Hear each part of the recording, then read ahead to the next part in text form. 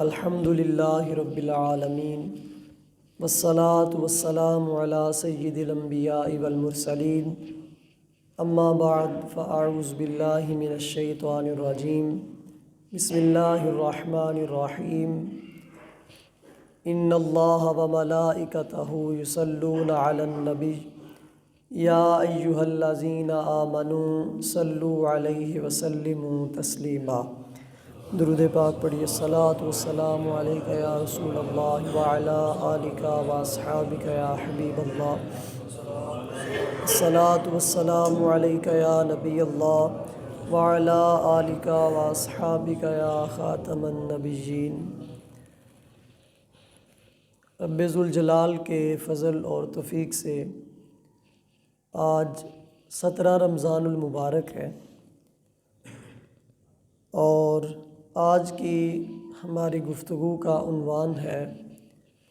میدان بدر میں صحابہ اکرام کی جانثاری۔ کیونکہ 2 ہجری 17 رمضان المبارک یہ قرآن پاک کے اندر اس دن کو یوم الفرقان کہا گیا، حق اور باطل کے درمیان فرق کرنے والا دن۔ اس دن میں میدان بدر کے اندر غزوہ بدر کا معرکہ پیش آیا، اور یہ اسلام اور کفر کے درمیان لڑی جانے والی پہلی جنگ تھی۔ اس سے کفر اور اسلام کے درمیان بالکل واضح فرق قائم کر دیا گیا، جس وجہ سے قرآن نے اس دن کو یوم الفرقان کہہ کے مخاطب کیا ہے۔ میدان بدر کے اندر صحابہ اکرام کی جو جانثاری ہے، جس انداز سے صحابہ اکرام نے رسول اللہ صلی اللہ علیہ وسلم کا ساتھ دیا ہے، اس کی مثال تاریخ میں کہیں نہیں ملتی۔ 313 تھے، بظاہر تھوڑے تھے، لیکن مضبوط دلوں والے تھے، مضبوط ایمان والے تھے، اور مضبوط عشق کے حامل افراد تھے۔ آقا کونین صلی اللہ علیہ وسلم کو جب یہ خبر ملی کہ کفار قریش نے لشکر تیار کرنا شروع کر دیا ہے اور وہ مسلمانوں پر حملہ آور ہونا چاہتے ہیں، تو آپ نے اپنے صحابہ کرام کو جمع فرمایا اور ان کو اس سے آگاہ فرمایا، اور فرمایا کہ ممکن ہے اس سفر میں قریش کے قافلے سے ملاقات ہو جائے، اور یہ بھی ممکن ہے کہ ان کے لشکر سے جنگ کی نوبت پیش آ جائے۔ لہٰذا تم سب کی کیا رائے ہے، تمہارا کیا خیال ہے کہ اگر جنگ کی نوبت پیش آتی ہے تو کیا تم لوگ لڑو گے؟ تو حضرت سیدنا صدیق اکبر رضی اللہ تعالیٰ عنہ، حضرت سیدنا فاروق اعظم رضی اللہ تعالیٰ عنہ، اور دیگر تمام مہاجرین جو مکے سے ہجرت کر کے آئے تھے، ان تمام نے بڑے جوش و خروش کا اظہار کیا اور بڑی جرأت مندی کا اظہار کیا، اور عرض کرنے لگے یا رسول اللہ صلی اللہ علیہ وسلم کیوں نہیں، آپ حکم فرمائے، ہماری جانیں آپ کے قدموں پر نثار ہے۔ لیکن سرکار دو عالم صلی اللہ علیہ وسلم انصار کی طرف دیکھ رہے تھے کہ ان کی کیا رائے ہے، یہ کیا کہتے ہیں۔ اس کی وجہ یہ تھی کہ جب انصار نے سرکار دو عالم صلی اللہ علیہ وسلم کے ہاتھ پر بیعت کی تھی، تو ان کے ساتھ یہ معاہدہ ہوا تھا کہ اگر کفار کا لشکر مدینہ طیبہ پر آ کر یعنی شہر پر آ کے حملہ آور ہوتا ہے تو ہم لڑیں گے، اور اگر شہر سے باہر جا کر کہیں لڑنا پڑا تو پھر ہم نہیں لڑیں گے۔ یہ معاہدہ تھا ان کے ساتھ۔ تو اب کیونکہ بدر میں جا کے لڑنا تھا اور شہر سے باہر جا کے لڑنا تھا، تو اس وجہ سے آقا کونین صلی اللہ علیہ وسلم انصار کی اظہار رائے جو تھی اس کا انتظار کر رہے تھے کہ یہ لوگ کیا کہتے ہیں۔ تو اسی اثناء میں انصار کا جو ایک قبیلہ خزرج تھا، خزرج کے سردار حضرت سعد بن عبادہ رضی اللہ تعالیٰ عنہ، وہ کھڑے ہوئے عرض کرنے لگے یا رسول اللہ صلی اللہ علیہ وسلم، شاید آپ کا اشارہ ہماری طرف ہے، یعنی آپ ہمارے تاثرات اور ہماری اظہار رائے کا انتظار فرما رہے ہیں۔ تو عرض کرتے ہیں آقا یہ مدینے سے باہر جا کر لڑنا تو بڑی تھوڑی چیز ہے اور بڑی چھوٹی چیز ہے، آقا اگر آپ حکم فرمائیں تو ہم آپ کے حکم پر سمندروں میں کودنے کے لیے بھی تیار ہیں۔ پھر اس کے بعد ایک اور معزز سردار حضرت مقداد بن اسود رضی اللہ تعالیٰ عنہ یہ کھڑے ہوئے، عرض کرتے ہیں یا رسول اللہ صلی اللہ علیہ وسلم، ہم حضرت موسیٰ کی قوم کی طرح نہیں ہیں کہ جب ان کو اللہ تبارک و تعالیٰ نے حکم دیا کہ جا کر لڑو تو آپ کی قوم جس پر آپ نے بڑے احسان کیے تھے، فرعون کی قید سے آزاد کروایا تھا اور ان پر بہت زیادہ احسانات تھے،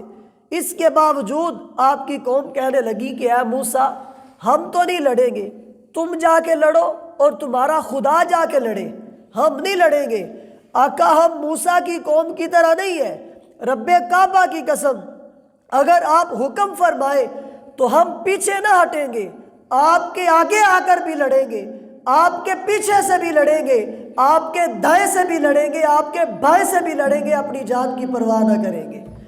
آقا ہم تو آپ کے لیے تیار ہیں، ہماری جانیں آپ کی راہ میں قربان ہیں۔ تو یہ جب انصار کی طرف سے اظہار رائے آئی اور تاثرات آئے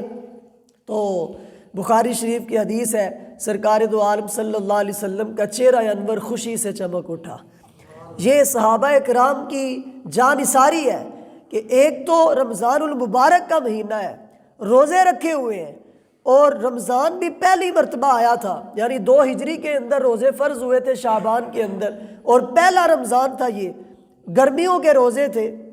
اور پھر اس کے بعد کتنی دور پیدل چل کے بھی جانا تھا، تعداد بھی تھوڑی تھی اور ہتھیارات بھی انتہائی کم تھے، اس کے باوجود ان کی جانساری کا حال یہ تھا، ان کے عشق و مستی کا عالم یہ تھا کہ انہوں نے کسی چیز پر بھروسہ نہیں کیا، صرف آقا کونین صلی اللہ علیہ وسلم پر بھروسہ کیا ہے۔ اور اس دوران جب لشکر تیار ہوا، آقا کونین صلی اللہ علیہ وسلم جب لشکر کو لے کر مدینہ طیبہ سے روانہ ہوئے، 1 میل کے فاصلے پر جا کر آپ نے دوبارہ لشکر کا جائزہ لیا، اور وہ اس شاکان رسول جو ابھی کم عمر تھے، چھوٹے بچے تھے، ان کو نکال دیا، ان سے کہا کہ تم لوگ واپس چلے جاؤ، بہت لمبا سفر ہے، پھر اگر جنگ کی نوبت پیش آتی ہے تو جنگ لڑنا کوئی آسان کام نہیں ہوتا، تم لوگ بچے ہو، واپس چلے جاؤ۔ وہ بچے جب واپس جانے لگے تو ان کے اندر ایک وہ بھی تھا کہ جو سعد بن ابی وقاص کا چھوٹا بھائی تھا، جس کا نام عمیر بن ابی وقاص تھا، چھوٹی سی عمر ہے، بالکل بچہ ہے، وہ تڑپتا ہے، رونے لگتا ہے اور مچل جاتا ہے، کہنے لگا کہ نہیں نہیں، یہ واپس جاتے ہیں تو چلے جائیں، میں واپس نہیں جاؤں گا، میں ہرگز واپس نہیں جاؤں گا، اور میں واپس جانے کے لیے آیا ہی نہیں تھا۔ جب اس کا یہ عشق دیکھتے ہیں، اس کا یہ مچلنا دیکھتے ہیں اور اس کا تڑپنا دیکھتے ہیں تو آقا کونین صلی اللہ علیہ وسلم اپنے اس ننھے عاشق صادق کو بھی جنگ پر جانے کی اجازت عطا فرما دیتے ہیں۔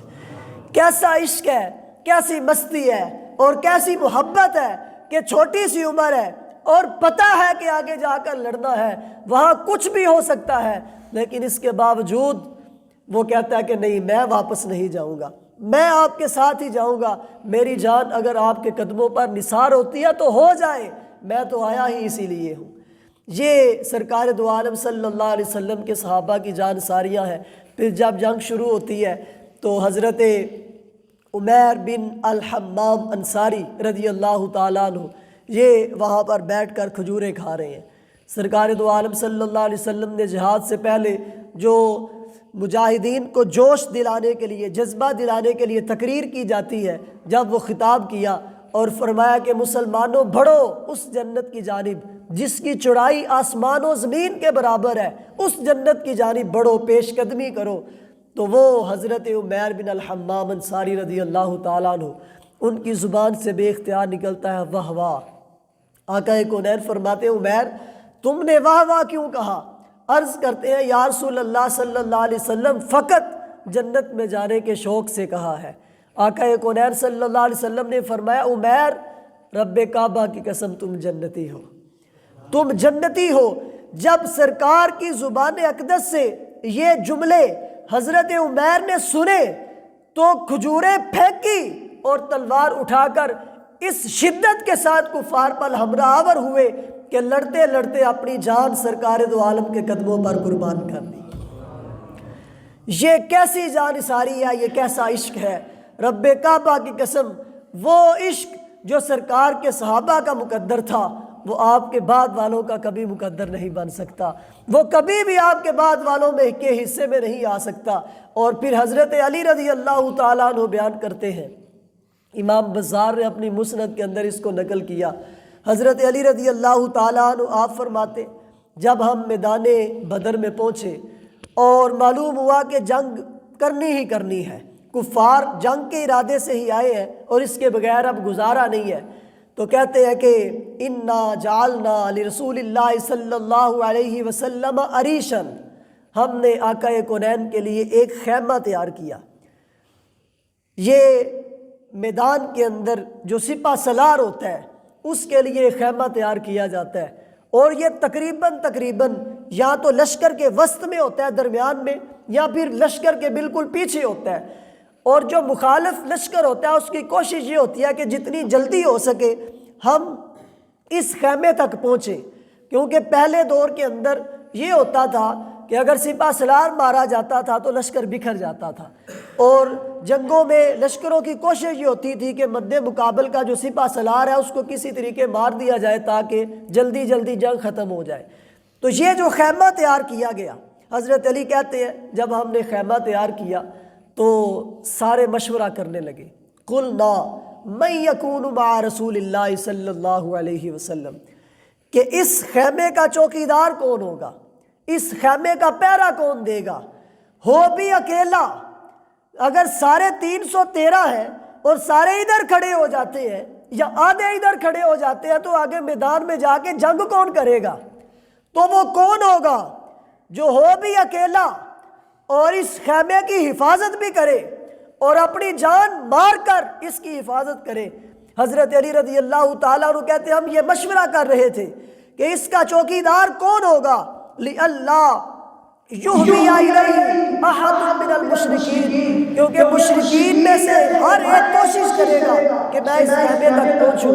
اور وہ اکیلا مرد مجاہد ایسا بہادر ہو کہ وہ اکیلا ہو لیکن مشرکین میں سے کسی کو اس خیمے کے قریب بھی نہ آنے دے، وہ کون ہوگا جو اس خیمے کی حفاظت کرے گا۔ حضرت علی رضی اللہ تعالیٰ عنہ فرماتے ہم سارے سوچ رہے تھے کہ کون اس خیمے کی حفاظت کرے گا، ابھی سوچ رہے تھے لیکن ہوا کیا، واللہ ما دنا منا احد الا ابو بکر رضی اللہ عنہ شاہرا بالسیف علی راس رسول اللہ۔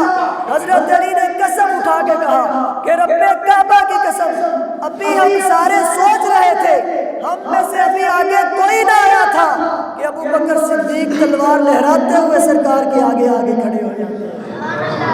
وہ کہتے ہیں میں اس خیمے کی حفاظت کروں گا، میں اپنی جان قربان کر کے اپنے بدن پر تیر کھا کے اس خیمے کی حفاظت کروں گا۔ حضرت علی کہتے ہیں رب کعبہ کی قسم کوئی یہ نہ سوچے کہ وہ لوگ بزدل تھے، کوئی یہ نہ سوچے کہ ان میں سے آگے کوئی کیوں نہ بڑھ رہا تھا، اس کی وجہ یہ تھی سارے بہادر تھے، سب شکن تھے، سارے مرد مجاہد تھے، لیکن اپنی جرأت کو ٹٹور رہے تھے، اپنی جرأت سے پوچھ رہے تھے کہ یہ ذمہ داری چھوٹی ذمہ داری نہیں ہے، یہ بہت بڑی ذمہ داری ہے، سرکار دو عالم صلی اللہ علیہ وسلم کی حفاظت کرنی ہے، کیا میں کر پاؤں گا یا نہ کر پاؤں گا؟ اگر خدا نخواستہ یہاں پر کوئی حادثہ پیش آ جاتا ہے، کوئی عجیب و غریب واقعہ پیش آ جاتا ہے تو کائنات کے تمام اشاعت کو قیامت تک آنے والے جو ہیں ان کو جواب بھی دینا ہے کہ میں نے جس جرأت کے ساتھ، جس بامردی کے ساتھ اس خیمے کی حفاظت کا ذمہ لیا تھا، میں اس کو پورا کیوں نہ کر پایا، کیا میں کر پاؤں گا یا نہیں؟ کہتے ہیں اب یہ تمام کی شجاعت، تمام کی بہادری خاموش تھی، لیکن ابو بکر کی شجاعت نعرے لگا رہی تھی، وہ سارے سوچ رہے تھے لیکن ابو بکر صدیق تلوار لہراتے ہوئے خیمے کی حفاظت کے لیے آگے کھڑے بھی ہو گئے۔ یہ ان کی جانساریاں ہیں، صحابہ کرام رضی اللہ تعالیٰ عنہ نے کس انداز کے ساتھ سرکار دو عالم صلی اللہ علیہ وسلم پر اپنی جانیں قربان کی ہیں۔ یہ بہت لمبی اس کی تفصیل ہے۔ غزوہ بدر کے اندر جو شہدائے کرام ہیں اور جس انداز کے ساتھ مسلمانوں نے اس جنگ میں بہادری کا مظاہرہ کیا ہے اور 313 کی تھوڑی تعداد ہونے کے باوجود 1000 کے لشکر جرار پر وہ جس انداز سے غالب آئے ہیں، یہ ان کے غیر متزلزل اور مضبوط ایمان کی علامت ہے اور ان کے مضبوط اور غیر مشروط عشق رسول کی علامت ہے۔ اللہ تبارک و تعالیٰ شہدائے بدر کے مزارات پر کروڑوں رحمتوں کا نزول فرمائے اور جتنے بھی اس احد بدر کے میدان میں شریک تھے، اللہ تبارک و تعالیٰ ان تمام صحابہ کا فیضان ہمیں بھی عطا فرمائے۔ آمین بجاہ نبی الامین صلی اللہ تعالیٰ علیہ وآلہ وسلم۔ صلاۃ و سلام علیکم یا رسول اللہ وعلی آلک و صحبہ اللہ۔ صلاۃ و سلام علیکم یا نبی اللہ وعلی آلک و صحبہ یا خاتم النبیین۔ الحمد للہ رب العالمین والصلاۃ والسلام علی سید الانبیاء والمرسلین۔ یا مالک مولا ہمارے والدین کے اور پیارے آقا علیہ السلام کی ساری امت کی بخشش فرما۔ یا الہی جو ہم نے نماز فجر ادا کی اپنی بارگاہ میں قبول فرما۔ نماز فجر نماز بعد ادا کرنے کی توفیق عطا فرما۔ اپنا اور اپنے پیارے حبیب صلی اللہ علیہ وسلم کا مخلص عاشق بنا، قرآن و سنت پر عمل کر کے زندگی بسر کرنے کی توفیق عطا فرما۔ سرکار دو عالم صلی اللہ علیہ وسلم کا صدقہ ہم سب کے مال جان اولاد جان عزت و آبرو کی حفاظت فرما۔ ہم سب کے عشق رسول کو برکتیں عطا فرما۔ جو مسلمان بیمار ہیں ان کو شفا عطا فرما۔ مالک آج کے دن کے روزے کو اپنی بارگاہ میں شرف قبولیت عطا فرما۔ صلی اللہ تعالیٰ علیہ وسلم سیدنا و مولانا محمد وعلی آلہ وصحبہ اجمعین۔